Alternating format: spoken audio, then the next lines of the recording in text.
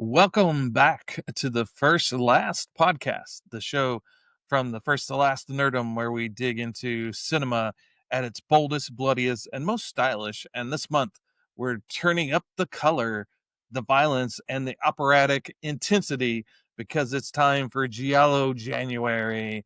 All month long, we'll be celebrating the Giallo film genre, those lurid Italian thrillers defined by razor sharp murder set pieces, black gloved killers, twisted psychology, and visuals soaked in neon color and baroque excess.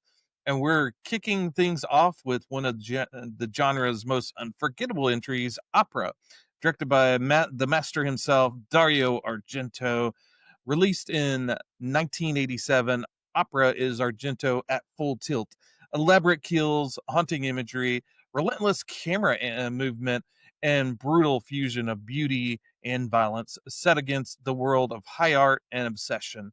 From the infamous needles under the eye sequence to the film's nightmarish logic and pulsing soundtrack, opera represents Argento pushing Giallo to its extremes, blurring the line between suspense and sensory assault. We'll be talking about Argento's visual style and the film's place in Giallo history, its influence, and why opera still stands as one of the genre's most daring and divisive works. So dim the lights, sharpen the blade, and follow the black gloves into the shadows. This is first to last podcast from the First to Last Nerdom, and Giallo January begins with opera.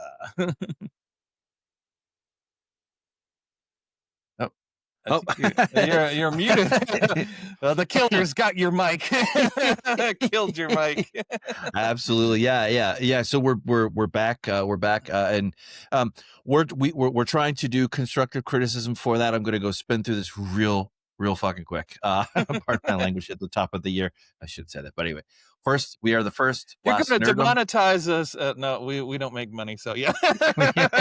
Yeah, right. Go ahead, take all you want. Take a penny, leave a penny, whatever. Yeah, it's like that, right? Yeah, we are the firstlastnerdom.com. That's our home base online where you can go see our latest and greatest. Sometimes we'll put out a thing. Working on a blog to get that going. Might be a little bit later in.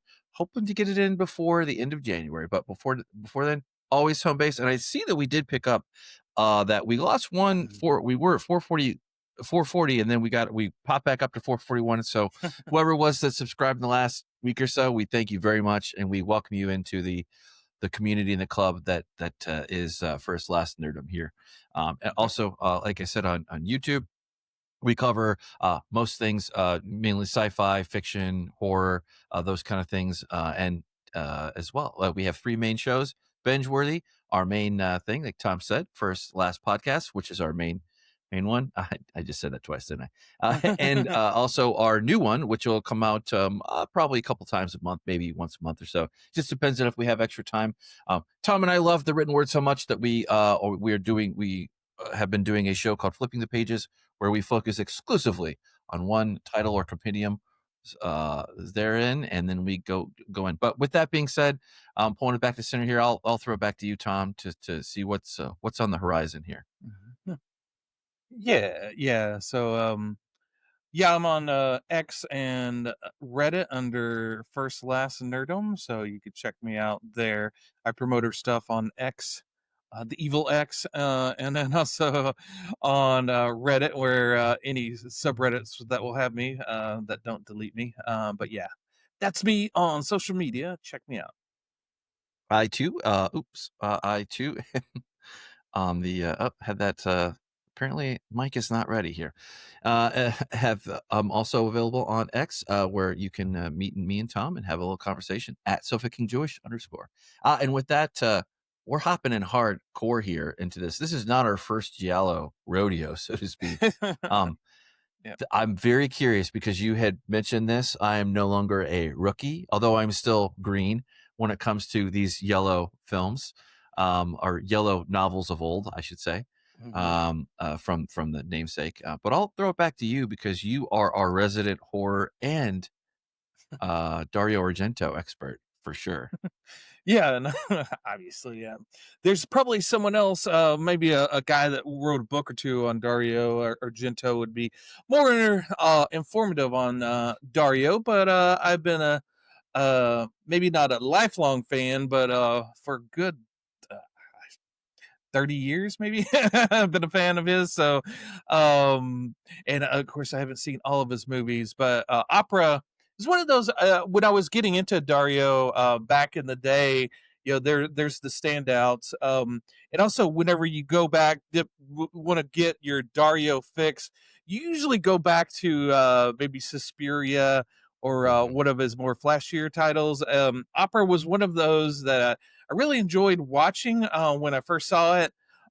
Interestingly enough, back in the day, we have the wonderful physical media boutiques today, like Vinegar Syndrome, which we may talk about later, and Severin, who put out the newest version of Opera in 4K, which we'll talk about a little bit later as well. But I originally saw this when Anchor Bay put out the DVD for it, and Anchor Bay was like the big dog back in the day. That they were pushing out all these obscure movies that I only heard whispers about on online and in magazines like Fangoria, and people talking about all these Italian horror movies and blah, blah, blah, and Giallos. And I really I couldn't find a way to see these things. And then Anchor Bay started releasing these DVDs of these little known gems, and I picked up. That's how I first saw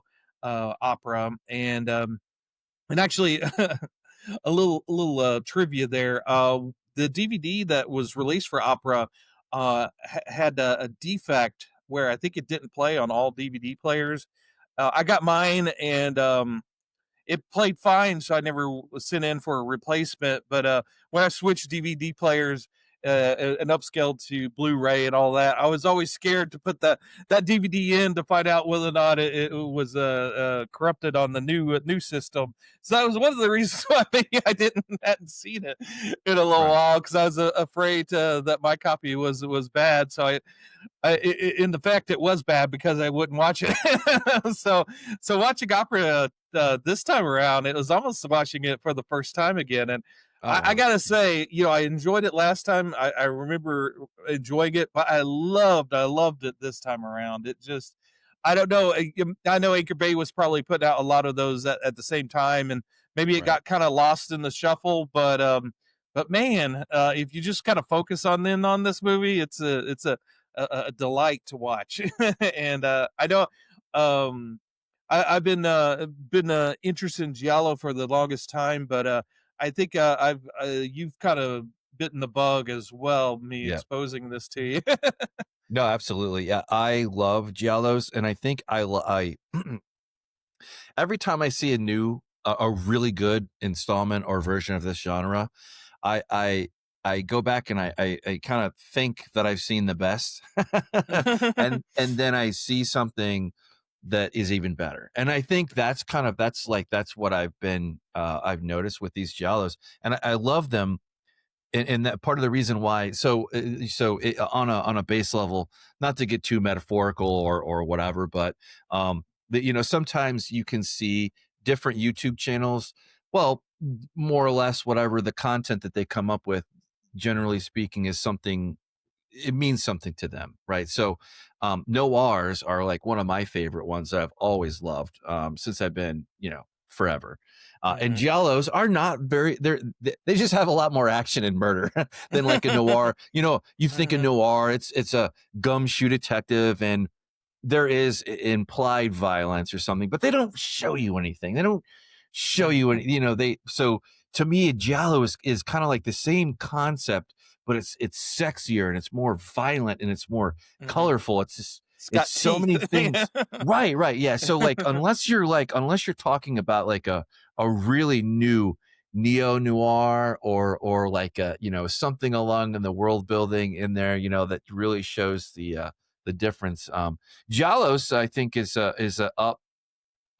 It can be anyway. I mean, they're bad giallos, just like they're bad noir films. But Hmm. and they're very excellent, things. I see these and I really do wonder after I see them why they're not more popular or why. And of course, Steve Martin is famous for saying, he, as he got older in his movie career, he said, he would always be asked this question, when do you know a movie is a success? And he says, it's not the first box office, the thing. He says it's wait 10 years. Wait 10 Yeah. years because these things have a life of their own. And unfortunately, when Dario Argento, his name becomes involved with something, unfortunately, there's like, it catches for him, but it doesn't quite it doesn't quite break out of the box like as wide and as big as it should. Now I'm not saying that he hasn't been successful. He has, but anyway, long-winded way of saying I really love Giallos, and I gotta say, this tops just about every other Yeah. one. Now I love other ones for different reasons, and I love this too. But this is so new to me, I can't really tell you how much I love it aside from, like in relation to the other things, because Yeah. like you, I literally just did see it for the first time. So, Yeah.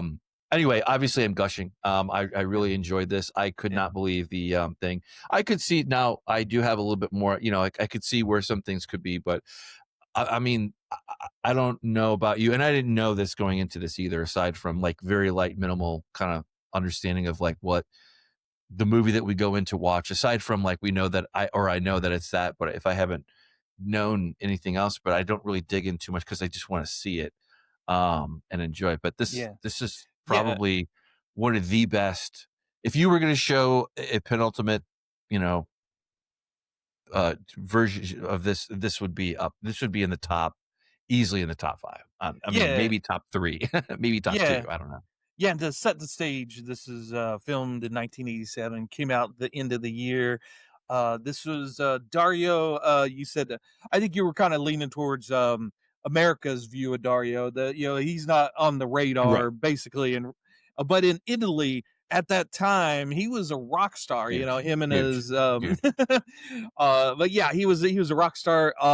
He was everything he touched was golden. So and opera, going into opera, he was sort of at the heights, and some people say this is his last great masterpiece. That after this, things kind of went south. I But wouldn't you necessarily can agree. exactly. There's some gems past Sure. this, but yeah, this is him at his peak as far as his popularity in Italy. And he was going into this having produced Demons and coming off of the success of Phenomenon, and but uh but things he did run into some roadblocks that inspired this movie.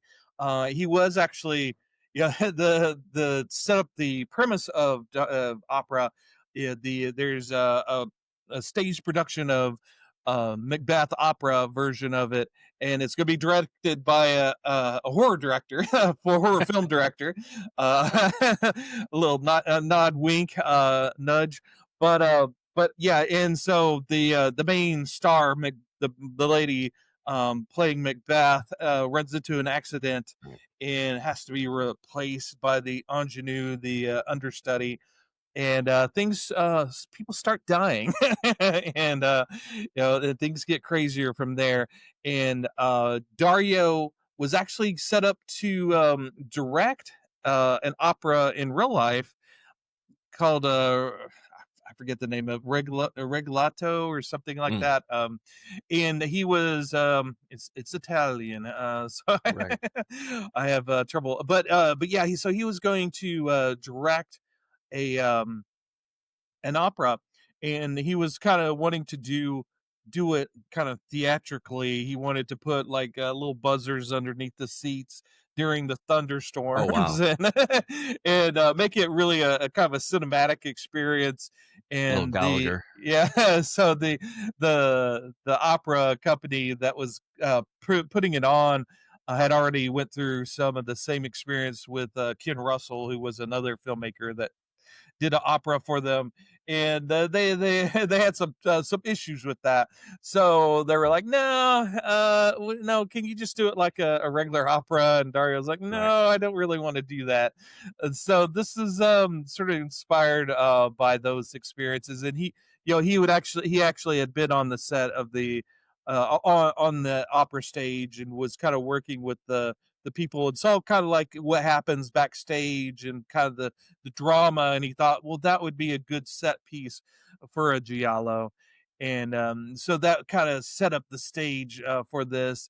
And obviously, with the director of this opera being a horror director character, it gave him opportunity to maybe poke fun at the critics, and because there's a conversation during between him and Yeah, there his is. Yeah. girlfriend in the movie where they're kind of poking fun of critics saying, "Oh, a horror director thinks he could do an opera," blah blah blah. And actually, the girlfriend that's in that scene was actually Dario Argento's girlfriend at the time, which is why she was in in the movie. But a little nod there. But yeah, so there's a lot of this movie is a culmination of his work in more ways than one. There's a lot of callbacks to his previous movies in this. It's almost like he took everything that he learned from all of his movies and kind of jam packed this movie with all of that. And you would think it would be kind of a bloated mess, a bit, 2 hour plus movie, but it's actually under 2 hours, and it's kind of a quick paced. And one of the things I think really keeps it going is that he challenged himself with this movie in that he wanted to do every scene with a different camera angle or a different kind of I attack to the scene. He didn't want any of the scenes to be the same. So it's saw almost like that. even though it's maybe kind of a dialogue driven scene, it's engaging because he's doing some interesting things with the camera work. There's the theme of the eyes, and he's really playing with your eyes Right. with this. It's I mean, the Well, theme of the eyes keeps repeating itself over and over and over well, again in it, this movie. and the thing to on the eyes too, and the, kind of to bring in some of the budget, the budget for this Mhm. allowed him to do those camera scenes like Yeah. even more complicated with the when the Raven scene. When we get into this is a Mhm. spoiler, but like there's a kind of a unique point of view that he gives the audience. It's very unique. But Mhm. going back to the eyes, I thought that was fascinating because you have everything take place in this kind of in this place where people are seen and people are watching. The opera, which is, like that's like an extra kind of meta thing I think that Dario does well, in addition to the thing that he's done before, which is a Mhm. self-portrait. He kind of puts a it's not a one-to-one, obviously, because these some of these things happen, or they do horrible things, Mhm. but he does draw some loose things. It's just very interesting. Anyway, sorry, I'll throw it back to you, but I just had to. I agree, yeah, with the eyes, and either the eyeball itself, which is like just it's a very sensitive. Anyway, go on. Mhm. Sorry. Oh yeah, no, yeah, and it was like you said, it was the most money he had for a Right. production. He the most money, so he really, instead of making some buck, he put all of that money into this movie. Is in the technology, he really pushed the limits, especially like you said in the scene with the crows and the ravens going Right. around. And funny thing about the crows, they said that they started with 120, 140, 120 crows, and by the end of the shoot, they only had 60. So there's like a good portion of them escaped, and there's like rumors that they were still living, their offspring are still living within the theater of itself. They That's funny. sometimes hear the calls of the crows, and Dario likes having animals and having animal themed movies. So obviously the crows aren't a surprise. And also, you have that wonderful play of a murder of crows, and Oh, you do yeah. have a murder in this movie. And there's a lot of fun in this movie. It's very very playful for being a killer movie. There's the needles under the eyes. The killer at one point is tormenting our main character here, and he places needles under her eyes so she can't blink. She has to watch the horror that he puts on and kills the people around her. And those needles under the eyes, it started as a joke because Dario was always mad about people that say that they close their eyes during the horrific scenes. I don't want to see those things. And Dario says, "You're missing my movie if you're closing your eyes." And so he goes, if I had my way, I'd put needles under your eyes. You'd have to see the thing. So that sort of came from that joke, and it's an effective scene. I don't know how effective that device is, Right. but it is visually interesting, and it does engage the mind. The He does It's an a amazing, warning, yeah. too. Yeah, it's a Absolutely. warning to the viewer to, and I help but say this, but, just like there's that meta-ness of the, being in an opera, a theater, essentially, Hmm. you have this, a thing designed for people to look at a thing and for people to be watched to do that thing. Hmm. But there's also this interplay too with the murderer Hmm. making her watch not just this one, Hmm.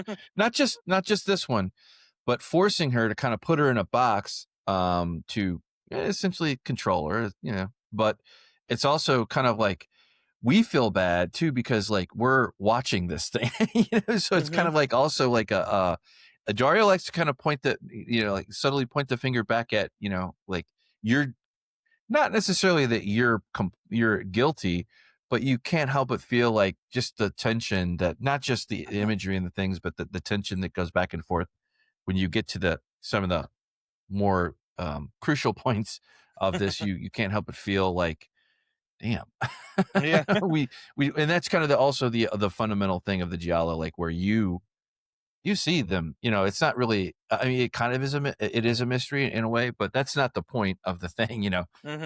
you're like I said, it's a lot more,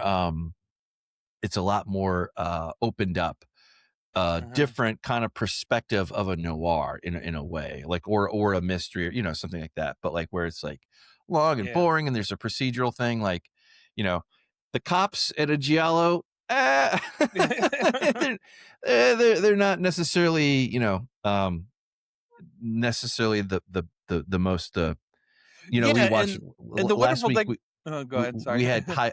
Oh yeah. I was just gonna say real quick before I threw it back to you, but homicide. Like the Hmm. the competent detective, or the thing that Hmm. we're used to seeing, or that we have talked about in the thing, Hmm. that doesn't exist here. Anyway, go ahead. Sorry. Yeah. Oh, and the the opera that he was going to do before this movie was Giuseppe Verdi's Rigoletto. Mm, Probably still mispronounced that, but but yeah, it's he was going to do it like a vampire type um uh themed opera, but yeah, so that, and also it was a 15-week shoot, so it's a long shoot for him. And also this is he never he for the longest time thought it was a failure, mm, because it was kind of overcast when he started the production of this. His longtime producer and father his father passed away mm. for this movie, so it was kind of under a kind of a dark cloud for him for this movie. So it the interesting thing about this movie is that there's little to no love in this movie. A lot of times with Giallos, you do have kind of a love story mixed in with it. But no one's in love. The only person with passion is the killer. Everybody else is sort of kind of lost or have their own demons. And the one couple that the two couples you see the main character. She's with the stage manager, and she's kind of put the brakes on them making love because yeah, she's got some issues with that. And then later you see the director, the director with his girlfriend that flew in, but he's more interested in the reviews than being being intimate with her.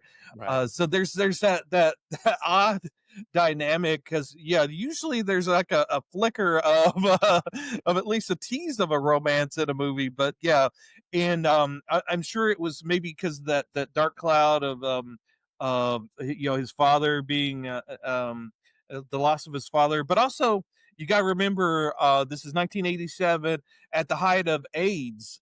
So there was that kind of a weight to love that maybe is it worth the risk? And so this movie, Dario said, was very much heavily influenced by that time of the danger of falling in love. And so there's like a lack of that, and there's a lack of police work as well. A lot of the Right. things that kind of drags down sometimes the Giallo is the police scene and the police station. It kind of sometimes maybe can kind of drag it down a little bit, but you do have an inspector in there. He kind of shows up every once in a while, but sometimes you go like, what the hell is he doing? Because there's hardly any in investigation. There's like the killer's kind of Nothing. going rampant. The the opera production is still going on, which probably should have been shut down at the first murder. But, but here we go. We're still going on with the production. So there's almost like this dreamlike quality to this movie where It's logic kind true. of this movie starts very solidly in the reality, but slowly it kind of falls further and further and further away from reality. My And it's kind of goodness. a gradual thing that the movie kind of pulls you in, and it really kind of gets you into this world. And so the back of your mind is like, yeah, I don't think this is what how Well, reality would work, but you're on for the ride and you're enjoying the ride, and you go, okay, yeah, let's go well, for Wh- it. and when one of the things too, you kind of have this never ending push from Marco, the director of the thing, who wants to. This is his moment to speak to the world, to elevate horror to high art. Like there's Mhm. that reach for it too, and he's pushing and pushing and pushing and pushing, so he completely loses his empathy to anything along the lines of whether there is a murderer or not, or whatever. But usually Mhm. there is like a very very conceited presence at some of these, like where they just kind of they show up in this, and they definitely Mhm. showed up here. But Yeah, absolutely. Oh, and they're doing Macbeth, right. Verdi's Macbeth and opera, and Dario, I was watching a lot of the interviews and whatnot for this and an old interview with Dario. Um, there's a science fiction book that influenced the look of his version of Macbeth. Can you guess what that is? I Uh, don't. No clue. uh, Dune. He No way. Okay. That makes sense. That It'll, makes yeah, the perfect look sense. at those military outfits Right. Okay. and Yeah, that yeah, kind of desolate look. He said, there's crows instead of giant worms. yeah. Perfectly but done. Yeah. but yeah, Dune was the influence for this, and he didn't say whether it was the book or the movie at the time would have been David Lynch's Dune, but yeah, that was very much kind of his impetus of the look of of Macbeth.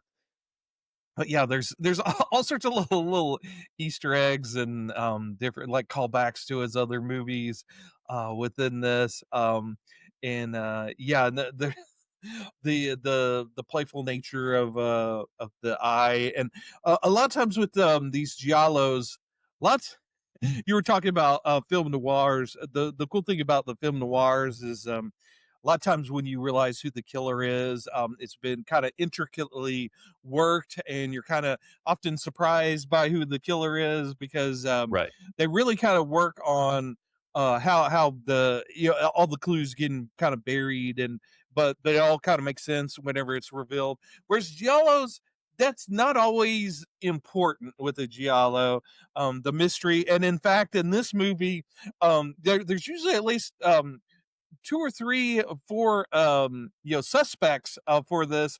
There's really not really that many. There's maybe only one person that could be, and gosh darn it, it turns out to be that guy in this movie.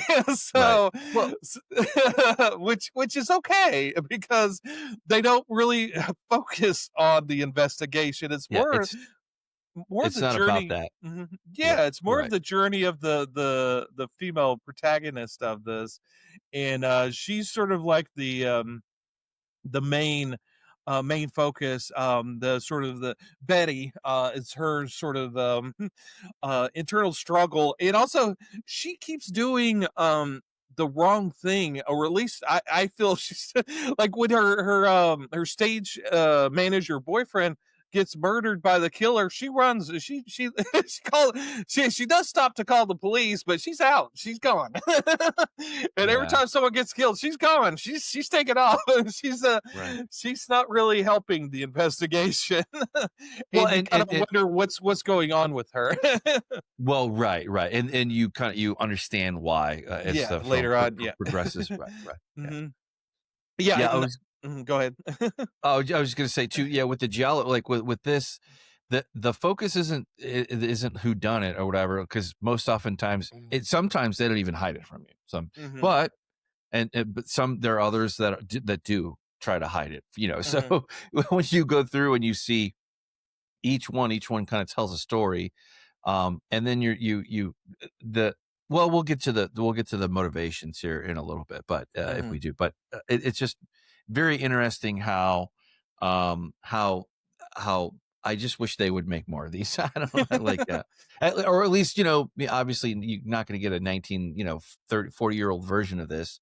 And I wouldn't want this to be remade either, but there's plenty of other stories there to bring to life, mhm. or Yep. whatnot. But anyway, I would love to Mhm, see the once again, the colorfulness of it too is also not something you're expecting for a mhm, horror, type film that giallos do bring in. They're not afraid of the bright world or color or whatnot. mhm, As a matter of fact, they use that just as much to be shocking, mhm, as some other turns and twists or kind of interconnections should be, mhm. which is very interesting too. Yeah, and then, to also kind of touch on the cast, they had trouble, picking the Betty, because, Argento, he did try to, he thought of an actual opera singer that he was kind of working with for the production that he was going to do, but she she didn't have the good looks of a an actor, an actress, and also she had bad teeth. And he was like, Uh, yeah, can you get those fixed maybe? She goes, well, that could affect my voice, so no. And he had worked previously with Jennifer Connelly in Phenomena, and he thought of maybe her, but she didn't want to do it. And it's a he shame. thought Mia Sarah, but that didn't work out either. But the fashion designer Giorgio Armani told Dario, "Hey, there's this model that's working for me that you might like," and it was Christina Marcelach, a Spanish actress, and so he picked her. She's fantastic in this movie. I really enjoyed her, but there was very much a friction between her and Dario during the filming of this. She didn't feel like he was focusing too enough on her emotional state in the film, and he didn't give Uh, enough time. He was mainly interested in the the production of the movie and all the technicalities of it, and kind of lost focus for the actress. And so yeah, it almost sounds like she's kind of was being a little bit of a prima donna. But and in fact, the I listened to the commentary on the 4K, and I think let me find his name so I don't get it wrong. But yeah, so there was that friction. She also said that he wouldn't look her directly in the eye. That he kind of would look he wouldn't, she's felt like she liked him, and but by the end of the production, they weren't even speaking. That his assistant director, Michelle Soviet, was sort of like the go-between between them. Oh, wow. But it's kind Yeah. of amazing the movie turned out as well as it did. Alan Jones, he does him and Kim, oh sorry, Kim Newman, who's one of my favorite writers. They did a commentary together, and Alan Jones is actually close friends with Dario, and he was invited as a writer to go on set for 2 weeks. To kind of cover the production and write about it, and he's also written a book on Dario. He said, the first thing she said to him, the actress Christina said to him was, "I don't do interviews." And I was like, okay, okay. And he said later on, after a scene, he was really kind of curious about what she was thinking during it, and he kind of walked up to her to speak to her again, and she goes, I don't do interviews. So I was like, Wow. okay, okay. So yeah, little rocky there, but she does do a interview on the latest on the 4K as one of the extras. And she said, she was complimentary to Dario, and I guess maybe she's kind of softened a little bit. She does do interviews I now. I did I didn't know that, but now that you say that, I had no idea. But because you can't really tell, but it would make sense though, because what her character, what Betty is constrained. She is threatened to keep her mouth shut, clam Mhm, up, and don't say nothing to nobody. mhm. So it's very interesting how she had that going on with where her communication was so poor with Dario that it had broken down to such a degree that they needed like a go between. Right. But Exactly. that kind of in a eerie way that kind of mirrors a little Mhm. bit, not really, but Yeah. a little bit, at least in the performance. But you really can't tell it. She does a fantastic job. Mhm. I was not dissatisfied with even the inspector, kind of inspector, you Yeah, know, he no, he's reminded not a klutz or a putz. I guess he's more of a putz than anything else, but not really like. Anyway, go on. Sorry. no, yeah, everybody's attractive in this movie. Him being one of them. Beautiful He people. reminded Yeah. me of Ryan Phillippe, the inspector did in some of his looks. But I was going to speak on Marco, who's the film director in the movie, played by Ian Charleston, and he was also in Chariots of Fire. But Mm, during this movie, he actually, they drive on a different side of the road, I guess, and he had a car accident, which broke a couple of his ribs, and he didn't want to go to the hospital. And later on, they found out he kind of knew he had AIDS, and that would got out if he had went to the hospital. So he oh, kind of suffered through the shooting of this. They kind of worked around so that he could recoup. But hmm. so they showed a scene while they were talking about it, and you could tell, like in certain scenes when he's moving around, you could tell he's maybe in pain because yeah, he's walking around with some cracked ribs, and yeah, so so yeah, unfortunately, yeah, he went through, and as you can see there, he died 3 years later in 1990. Yeah. 1990 from AIDS. So yeah, the phantom of AIDS was kind of hanging over this production, both in its impressions on the focus of the movie, but also one of the members of it did in fact have AIDS. Of course. So that was it's kind of hard to imagine those times, but I remember, being a small lad during those times, and even though I was, you know, too young to maybe worry about it at that point, but it was a kind of, you could feel the weight of that at that time. It was kind of all encompassing, sort of a nightmare that was kind of lingering above everybody at the time. Yeah, you were a lot more mature than I was in the 80s. I didn't Mm, I didn't have that level of maturity until the 90s. But yeah. yeah, but even still, even in the early 90s, 90, well, Hmm. you had Magic John. You had it was definitely a thing Hmm. that went from this thing that people don't talk about to whatever to anyway, suffice to say, real people have real stories that make these, movies, and it is sad Hmm. too. It's this also. Speaking of the year, I mean, this was also the year too. Like because it was Italian, the whole thing, Dario's work, his masterpiece Hmm. essentially. Hmm. Some like you had mentioned earlier in the show, that it was considered maybe, or some people might have considered it his grand send off or his Magnum opus, Hmm. whatever. Well, all these Hmm. Latin words. Of course, it's Italian, so apropos.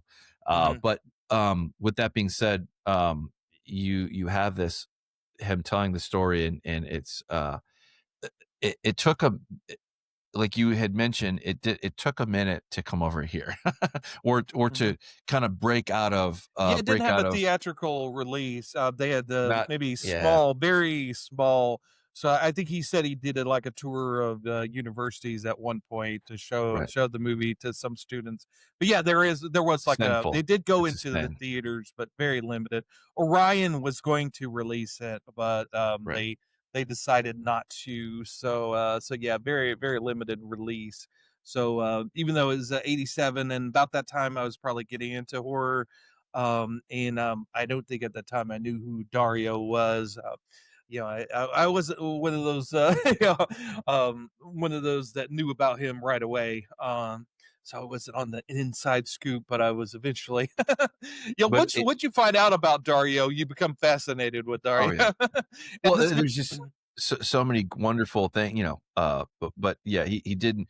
It did find success though. It eventually did. It's a shame that now now we're underselling it a little bit. In Italy, it was bonkers, crazy good. It yeah, it yeah, was sold a lot of tickets. It made hmm, enough money, but that's why there's no right. box office Hmm. thing here. So this is kind of like one of Yeah, those there was only 2 other movies they said that made more money during that time, when it was released. Yeah, it was a huge success.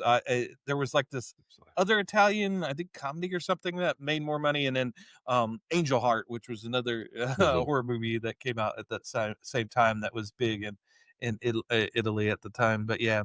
Also, another cast member you may have recognized from previous movies was his former wife, Daria Nicolodi. She plays the Betty's assistant, Myra, and she she wasn't. Vanessa Redgrave was actually going to be in that role, and Vanessa Redgrave showed up and said, "I want more money," and Daria said, "No," so she flew back and kept what they paid her, and so he's kind of desperate, and she was sort of his lucky charm, and she didn't want to really do it because she was broken up with the, but she was fascinated by how her character dies, that scene. She was kind of fascinated by how, and she kind of wanted to do it just because of that. But then she did say in an interview that she was kind of trepidatious on the shoot the day before. She was thinking, is this does this sort of, because the Crow had recently happened, where Brandon Lee had died, and she was thinking, is this Dario knocking the, killing me off? Is this Right. gonna, is there gonna be an accident? Because they actually did. This when I was thinking about this movie, every time I think about this movie, I remember the needles under the eye, and also the scene. Spoiler. The killer shoots through the eye hole that she's looking through, and you see the bullet go through and hit hit her in the head and explodes out the back of her head Spaghetti. and hits the telephone. It's an Right. epic scene. It's an amazing scene. Very well done too. Mhm. Very well done. Yeah. Which, today it would be done with CGI. No one would be hurt, but they actually had to put a little bit of dynamite on the back of her head to do the little explosion. And, yeah, so it was the guy, the special effects guy, that calmed her down and was like, "No, no, no, we'll be super safe. We're only gonna put half Yeah. a dynamite on there." Now to kind of tag in a little bit of like connective tissue, Daria plays Mira, who is the agent of Hmm. Betty, right? Yeah, agent. Yep, And yep. I yeah, said she assistant, also but yeah, agent. right, Yep. right, yeah. Same. Yeah, yeah. And she also brings this kind of this maternal concern, but it's not on. It's got a little bit off, like and it's just not just these other people. There's these other people throughout this film who also have they're kind of they're They're not hiding something altruistic. or Yeah, they're not. yeah, They're, either it's just hardcore selfishness and just they're arrogant and they just don't register anything. They don't care Mhm. to like the director, like Marco, in Uh-huh. some ways, or they are hiding something, Yeah, or a lot of the smaller guilty. characters are, they have very limited screen time, but you're fascinated by them. They you could actually do a whole story about them, because like Well, you wonder too, the like the production manager was very engaging whenever he's on set, and then the costume designer, she unfortunately gets knocked off. The second person that gets knocked off, and she's, talk about people not being altruistic and being kind of selfish, and she kind of exemplifies that a bit. And but she's kind of fascinating too. And she doesn't go out quietly. She does fight the killer, but unfortunately, she makes a cardinal sin of both giallos and slasher movies, as she had just assumes that she's killed the killer, and right, and right, turns her back on him. So yeah, and unlike slasher movies, which became the kind of the du jour of the day, mhm, later on, that the motivations there are completely different from this and that. mhm. Like where the slasher films, there's usually some kind of really mess up, kind of individual who is essentially punishing innocent people because of Mhm. some, whatever, insert whatever trauma or Yeah, supernatural thing that happened to them or whatever. right. Yeah, and then with this movie, along with a lot of other giallos, there's sort of like there's oftentimes sort of a twisted sexual kind of impetus for the killing, and we won't go too far into it, but yeah, it's kind of fascinating, the relationship that is revealed between the killer and Betty. And it kind of makes you realize that Betty's a little messed up too. Betty's it's almost like two sides of one coin, Mm. because there's a central character between the both of them, that has maybe tormented them and kind of twisted them, whereas Betty's kind of come out on the good side of things. The killer's kind of off on the killing side. Well, And yeah. yeah, the killer never escaped, Yeah. never escaped a certain kind of, gravity well or whatever, Mhm. or, significant life event that they could just never, whatever. It is kinda like I was thinking, and we're kind of well after the end of spoilers, so if we're not gonna on Mhm. purpose, whatever, but if we talk about it, we talk about it. But so anyway, with that being said, the kind of the pull in, like, at first I was thinking, like, I was like, like when you get down to the motivations of what happens and why, Uh-huh. it's kind of like, it doesn't make any goddamn sense whatsoever. But it does when you think about it on a second, approach because of, well, it's supposed to be irrational. Like you're supposed to have like this cycle of these. Well, there are different cycles, and the killer wants to kind of, I don't know, transference. I'll just kind of leave it there, Yeah. and like try to get.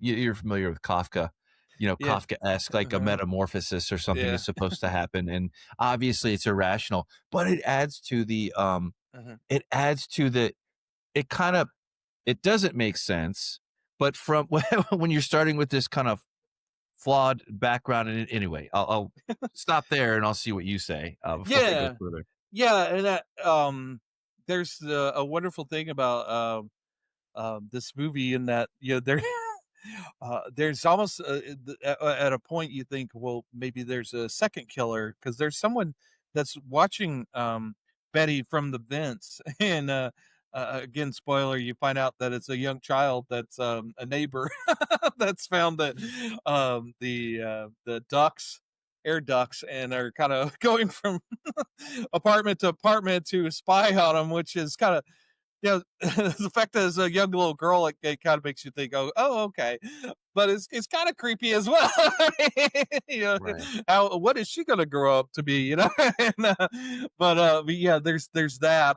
So there's that tease that pays off in a interesting way, and also it's one of the things that Dario is fascinated with is Phantom of the Opera, and this is almost a retelling of it. And in fact, he actually remakes Phantom of the Opera later in his Later on. career.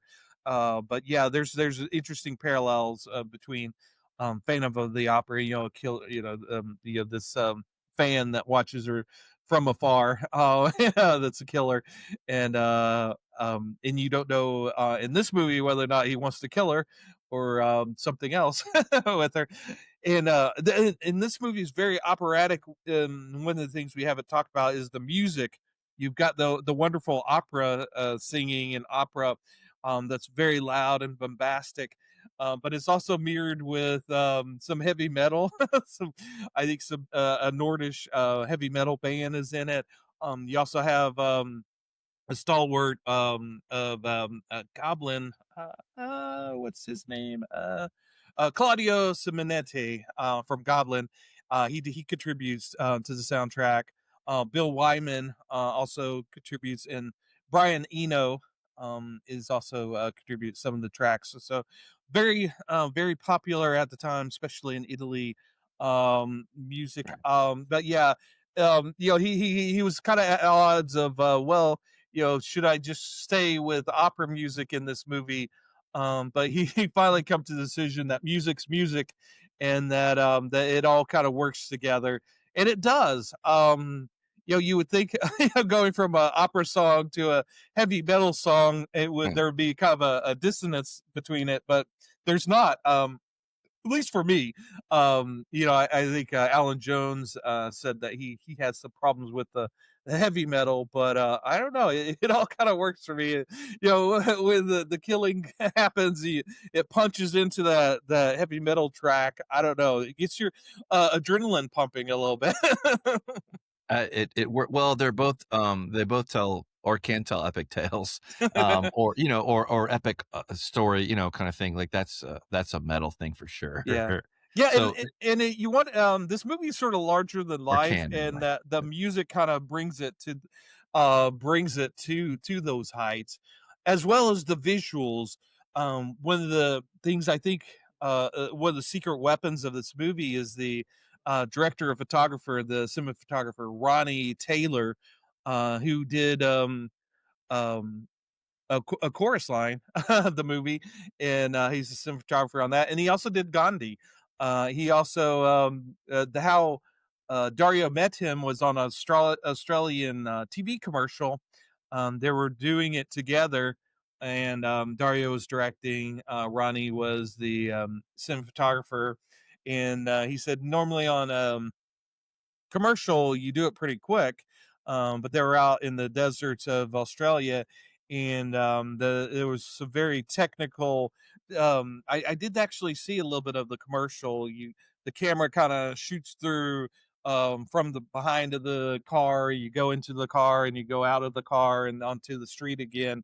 So it's very technical camera work. It kind of really flashy camera work that it's not wouldn't be at odds in a Dario movie, and Ronnie was able to do it, and so it took some time. So they got to talk, and Dario told him about opera and said that he would love to have him as a director of photography on this, and Ronnie agreed, and so they did several movies past this. But I think the movie really benefits from Ronnie Taylor's expertise in the camera. And there's a scene that you kind of hinted at towards the end of the movie where you go to the view of the crows. There's in Giallo, you get famously you see a lot of the kills from the eye of the killer. Right. And in this one, the crows want to exact their revenge of their fellow crows being killed, and so you go to their eye view, and they're flying over and around in this opera theater, and they actually took off the chandelier at the opera they were shooting at, and they rigged up this camera contraption with these arms that kind of rotated, and you could raise and lower them, and they had so the operators weren't because you were seeing everything 360. They had to get the camera operators with monitors outside of the shoot, but it was very very elaborate.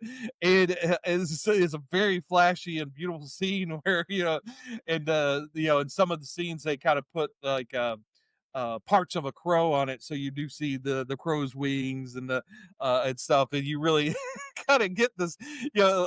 In 1987, it could have been really cheesy doing that, but Right. it turns off beautifully. I think it's partly they had the money for it.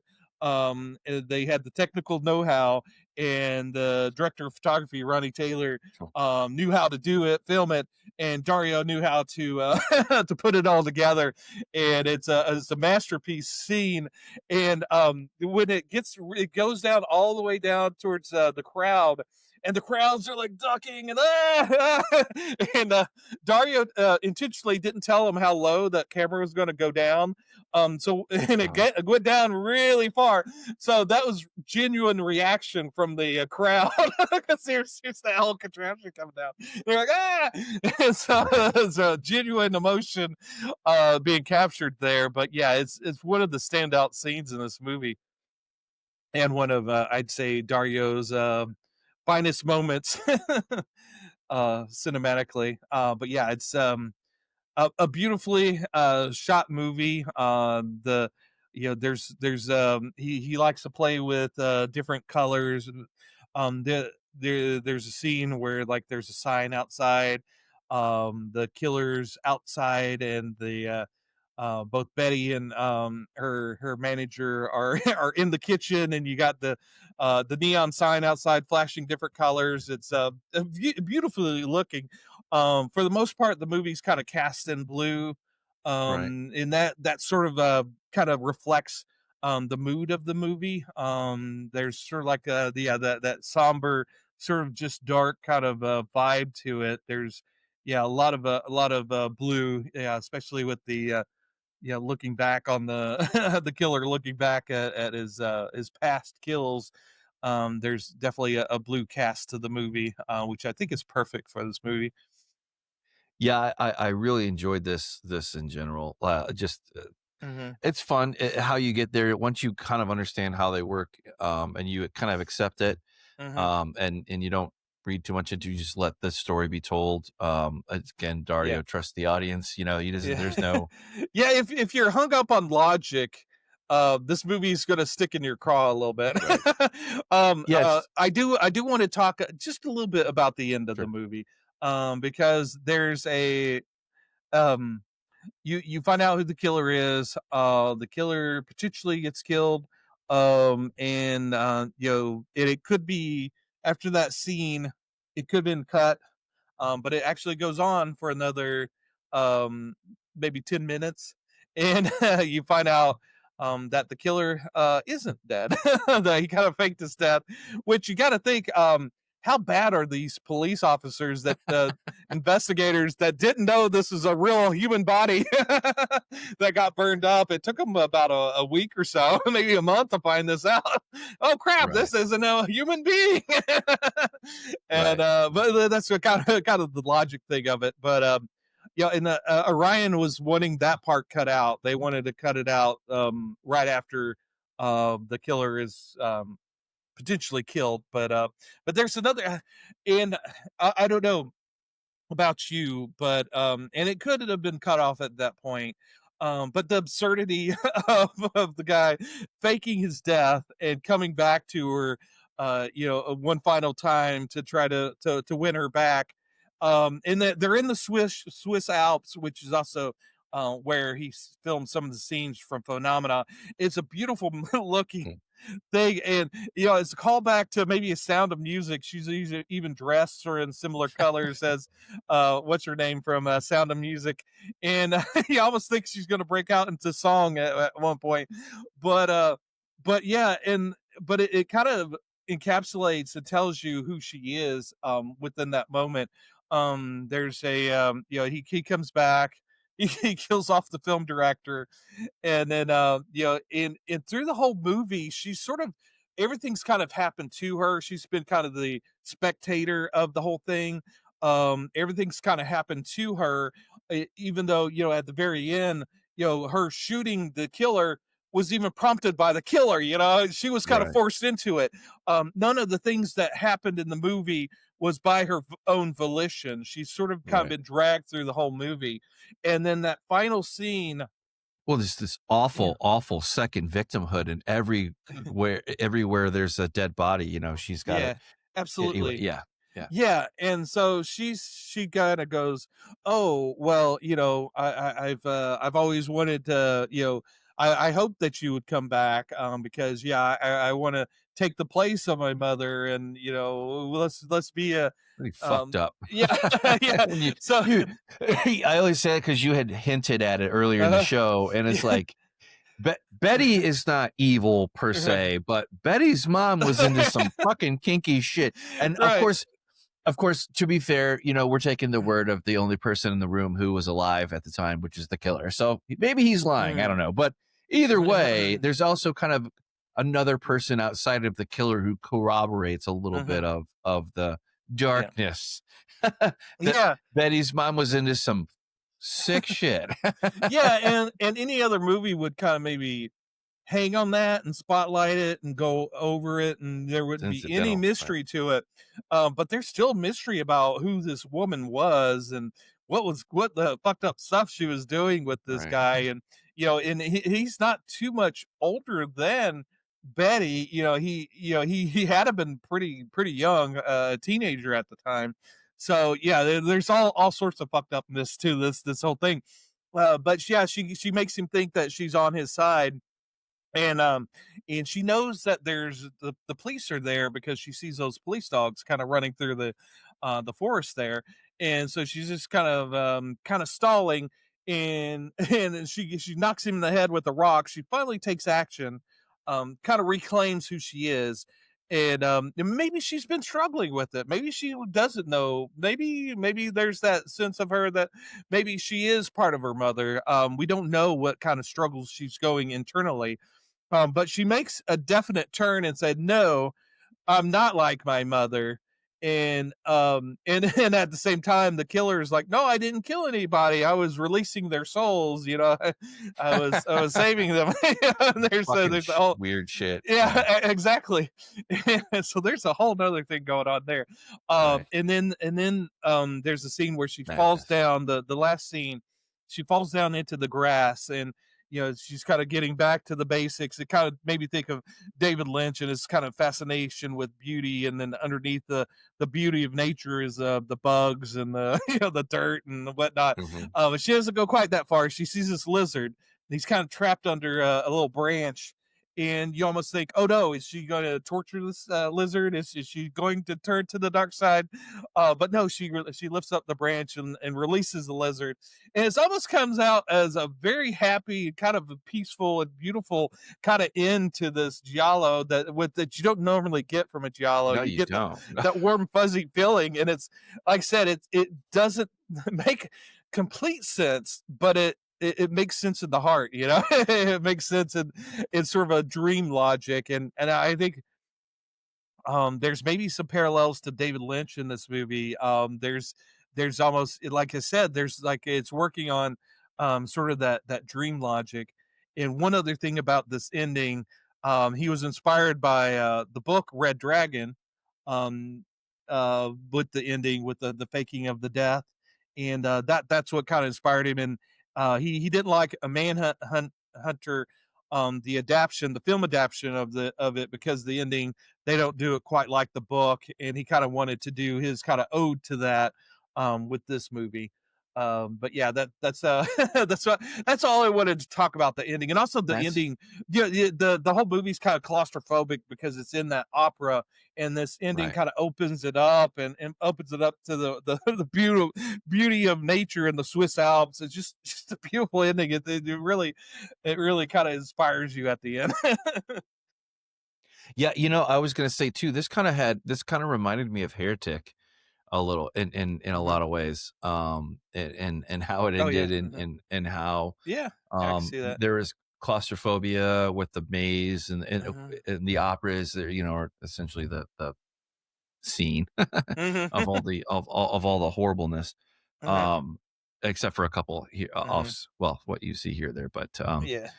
there's that there's that sadistic descent into this, and then there is this thing, like, you're right, or she could easily be evil, or kind of turn a corner and maybe discover something shocking or whatever, but it's not. Mhm. It's very well put together, and I think that this has a certain level of maturity, and I love this one. It's not. But like I said, eventually at the start of the show, I love Tenebrae too, and but I love it. I think Tenebrae is a little bit more mature in some aspects, because it serves up a different story. But Yeah, this it's more has of a its own. traditional Giallo, I think. Yeah, Yeah. this one knows what a Giallo is, and it's playing with what it could be, or sort of kind of bending it, and not breaking it, but really bending it and playing with the concept of a Giallo. Oh, absolutely, and very well It's a done. master testing the boundaries of it. Absolutely, yeah. No, it is 100%. It is a masterpiece, and some people don't. Maybe I like the. I mean, I don't have a problem with it. I think it fit. I wasn't disappointed. Again, you're kind of seeing you're taking the roller coaster ride of insanity with this Mhm. fucking killer, the same as she is.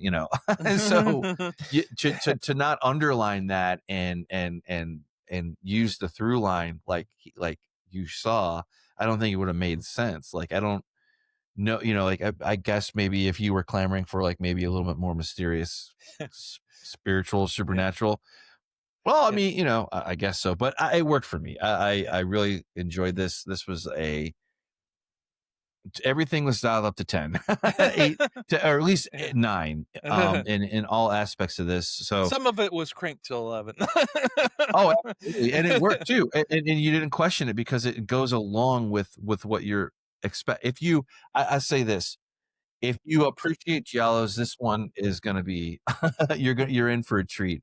Mhm. This probably maybe shouldn't be your first giallo, because it would, I don't know, but I would say that, but maybe a second or third, or probably better to be 5th or 10th down the list than actually, Yeah. I'll take that back. So a little bit further on after you see a few, but regardless, it was really, really good, and I'm glad you picked this one. Like, Yeah, yeah, and, it's not boring or dull or stale, and this was in 1987, like, right, and yeah. then, Yeah. so, I mean, pick apart whatever meta commentary you wanna have on this or that, but anyway, Mhm. sorry, go ahead. Yeah, absolutely, yeah, and, yeah, no, the '80s, I was gonna say that, yeah, sometimes movies could kinda drag, that are from '70s and '80s, because, they don't, they didn't understand pacing as well, or they had slower paces. But yeah, this movie was Going. cranked to 10 at the beginning, and just kept going and going and going, and didn't slow down. Yeah, and like I said, I think part of it was the camera work. Also, a tradition with giallos is that the killer is portrayed by the director. The hands of the killer is, usually, with giallos, you see the killing from the angle of the killer, and the hands of the killer is usually the director. Again, this is Dario, stepping in as the killer in this. Interesting enough, I was kind of fascinated because the killer had black gloves, but then had surgical gloves over the black gloves in this, in the killing. So like, okay, that's interesting. Double protection. And it was also, there's like this little bracelet with a kind of Local. faded engraving on it that kept popping up. You kept wanting to find out what the meaning of this bracelet is, and you never do. No. It's kind of No. I like the fact that this movie leaves some of the mystery to speculate. It wasn't interesting in crossing off all the dotting the i's and crossing the t's. A lot of mysteries you want to know at the end. All everything should be kind of explained at the end, with how people see a lot of mysteries, but the fact that not all of them are solved also kind of brings me back to David Lynch, because David Lynch loves a mystery, but he doesn't always want to solve the mystery. Mhm. And Dario, with this movie, is kind of doing that as well. Is like leaving a lot of the mystery intact, which gives the movie a lot more life to it. Whereas sometimes when you resolve all the mystery, it kind of deflates it by the end. Whereas this movie, there's still life to it, because you could speculate on various aspects of this movie and kind of explore it. And one of the good ways to explore it is by checking out the physical media of it. Severin has put out a couple of years ago. They did a beautiful big disc box set of it. What Mike is showing is the one I got. This is the 3 disc version. I've got my copy right here. But if you scroll down, you get 3 different discs. One is a 4K. You get both the director's cut and the US cut. The US cut's a little bit shorter. They also did it in 2 different aspect ratios. There's like the super wide, which Dario is that's his preferred aspect ratio of the movie. But on the 3rd disc, they do the 1.85 aspect ratio, which isn't quite that aspect kind of fits your widescreen TV, whereas the 2.35 kind of makes the little bars at the top and bottom make it super wide. But yeah, and then on each of the discs you got commentaries. There's 3 different audio commentaries. I only listened to one. I went with Mm. the Alan Jones and the Kim Newman one, but on all of the disc, there's extras as well, interviews. I was kind of fascinated on the 3rd disc. There's some old interviews, and I think a Q&A from some event that they did in 2006 was kind of fascinating. But they do still have copies if you want to spend a little bit more money. There's a six disc version that has a 4th disc of even more Oh, cow. extras, and also the soundtrack um, for I think it's like 60. If you do a search for opera at the top, I think you could find the 6 disc version of it, Yeah. just for those yeah, or 5 disc, I guess it is. Yeah, that one Holy there. cow. Yeah. Yeah. Oh, actually, I didn't know that that one was still available, so, I I may have to double If dip you for see the it now, grab it. Yeah, yeah, absolutely. there's the 5th disc, yep. Um, and then, sometimes Amazon has them cheaper, sometimes they have them for more. Amazon's evil, but yeah, Mm. I'm always looking for a deal. So and Severin does sales too. It looks like they're on sale right now. So normally that's $75 75 and it's buck. Yeah. 60. So yeah, yeah, if you're into physical media, it's a good one to start with. There's a lot of stuff there for you. Like I said, there's a CD soundtrack as well, and the music's fantastic in it. On I was looking back, looks like my Anchor Bay version that was in storage, but it's in the we have I've got it a little bit closer, so I may have to dig it out to find that soundtrack for myself. But yeah, definitely. And then I think you wanted to bring up something about physical media as well. You Yeah, saw an article. I did. Yeah, yeah. So I saw this up till airtime here before we did the recording here for the show, and I saw that according to this report. So caveat, pinch of salt, whatever you want to do it, throw it over your shoulder, or boulder of salt, whatever.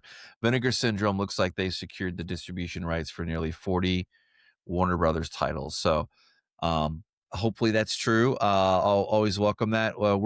Tom and I are kind of not necessarily ambivalent on the Netflix Warner Brothers thing that looks like it's going to go through. Like Yeah. I think we're like a lot of people. We're not.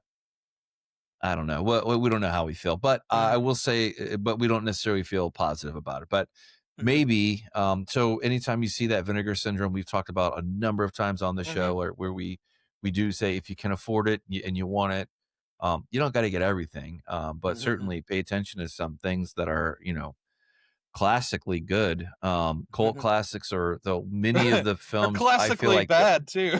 Well, They, absolutely, yeah, yeah, but Vinegar Syndrome is one of those mhm. unique, outfits that, does it right, Yeah, and that's recently always a good thing. Yeah, yeah, recently they did, a very nice edition of Troll 2, which we covered a while back. you did.